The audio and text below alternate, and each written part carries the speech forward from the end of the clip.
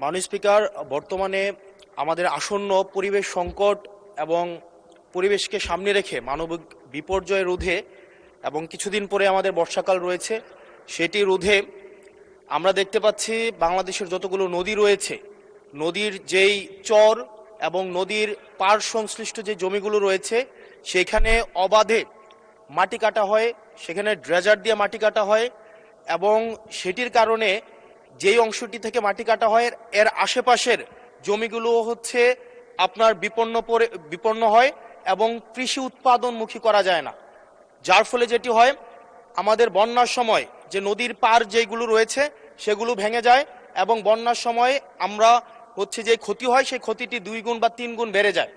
সেজন্য মাননীয় মন্ত্রী মহোদয়ের কাছে আমার প্রশ্ন হচ্ছে, আমাদের এই পরিবেশ সংকট বিবেচনায় আমাদের সামনে বর্ষাকাল রয়েছে, সেটি বিবেচনায় মাটি কাটা বন্ধে, ড্রেজার বন্ধে আপনারা কি কি পদক্ষেপ নিয়েছেন এবং দেখা যায় একটা মামলা দেওয়া হলে একদিনের মধ্যে কোর্ট থেকে জামিন নিয়ে আবার তাদের মাটি কাটা ব্যবসা শুরু করে দেয়, সেজন্য স্থায়ীভাবে এই বিষয়টি বন্ধে কি ধরনের পদক্ষেপ নেওয়া হবে সেই বিষয়টি জানতে চাচ্ছি।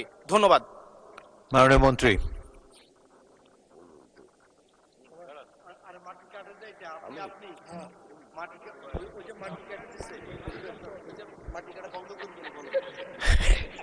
মাননীয় স্পিকার, আপনাকে ধন্যবাদ।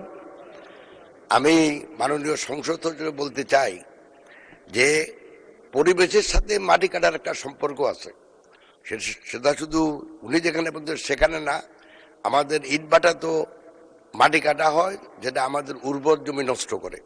সেজন্য আমার মন্ত্রণালয় যথাযথ পদক্ষেপ নিয়েছে যাতে করে এই ধরনের অবাঞ্ছিত মাটি কাটা বন্ধ হয়।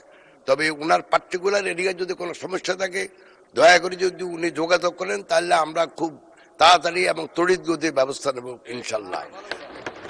আপনাকে ধন্যবাদ মাননীয় স্পিকার।